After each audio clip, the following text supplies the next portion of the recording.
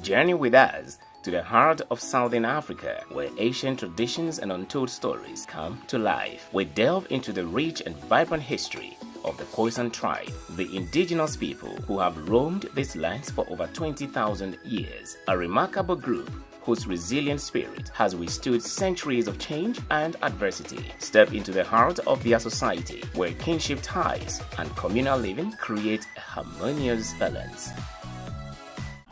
This is AfriWorld. Thanks for watching.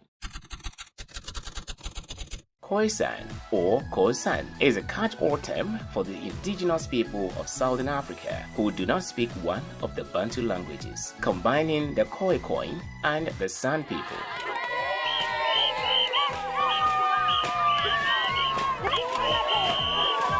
They are the first inhabitants of Southern Africa and one of the earliest extinct groups of Homo sapiens, enduring centuries of gradual dispossession at the hands of every new wave of settlers, including the Bantu, whose descendants make up most of South Africa's black population today.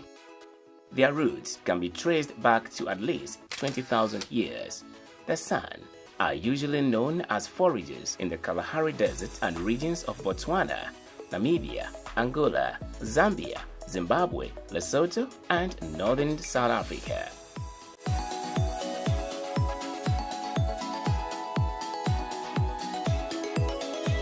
In around 2300 BP, hunter-gatherers called the San acquired domestic stock in what is now modern-day Botswana. Their population grew and spread throughout the western half of South Africa. They were the first pastoralists in Southern Africa and called themselves Khoi or Khoi, which means men of men or the real people. This name was chosen to show pride in their past and culture.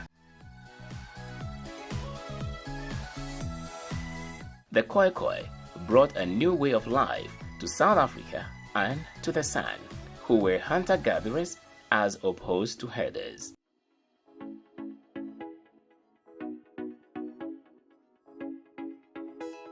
This led to misunderstandings and subsequent conflict between the two groups. The Khoi were the first native people to come into contact with the Dutch settlers in the mid-17th century. As the Dutch took over land for farms, the Khoi were dispossessed, exterminated, and enslaved, and therefore their numbers dwindled. The Khoi were called Hottentots by European settlers because the sound of their language was so different from any European language. The Khoi kept herds of animals such as goat, cattle, and sheep, and have to move around to find enough grazing land for their animals. They move according to the seasons and only stayed in one place for a few weeks. This meant that they have to be able to carry all their belongings themselves or load them onto the backs of their animals.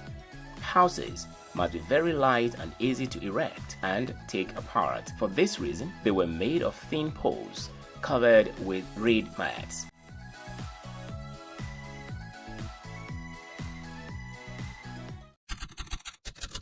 Khoi society consists of both rich and poor. Wealthier Khoi people could share their milk with poorer members of their group, but would still be considered more important.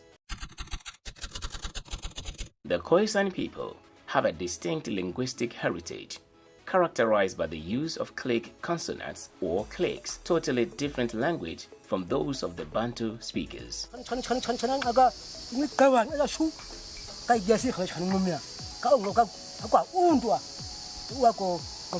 In contrast to the San, who speak highly divergent languages, the Khoi speak closely related dialects of the same language.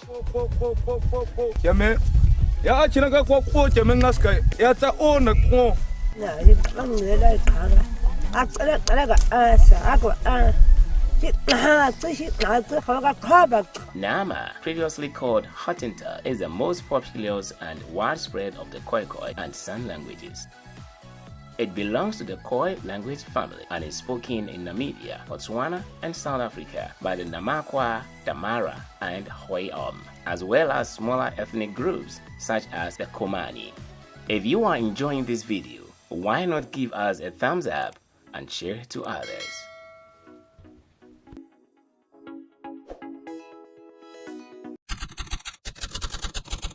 The Khoi Sans are also lighter in skin color than many of their neighbors, but they do not have European or Asian DNA. Most, like East Asians, have epicanthic folds.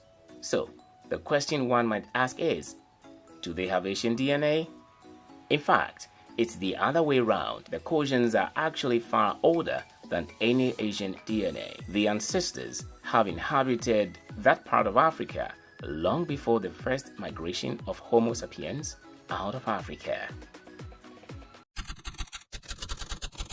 The Khoi San tribe has a fascinating social structure that revolves around kinship ties and communal living. Khoi San societies generally exhibited more equitable gender roles compared to some other cultures in their region.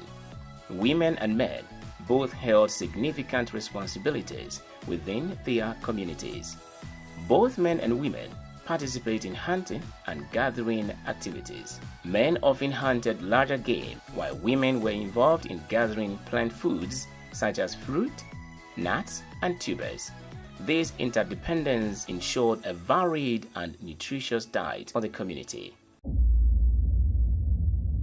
In today's rapidly changing world, the Khoi San tribe faces numerous challenges, including land rights issues, cultural assimilation, and economic marginalization. They want to remove us again because they see we are living in prime land, as you can see the view. If you're gonna move us, you're gonna move us to our graveyard because we're gonna fight and fight till the death.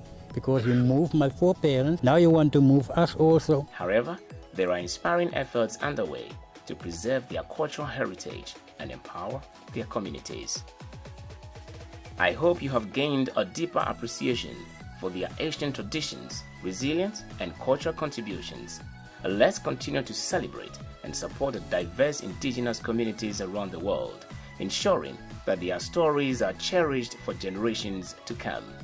Thank you for joining us on this immersive exploration of the Khoi San tribe. If you enjoyed this video, give it a thumbs up and subscribe to our channel for more captivating content. Remember to share your thoughts and suggestions in the comments below. Until next, keep exploring and embracing the rich tapestry of human culture. Shalom, peace.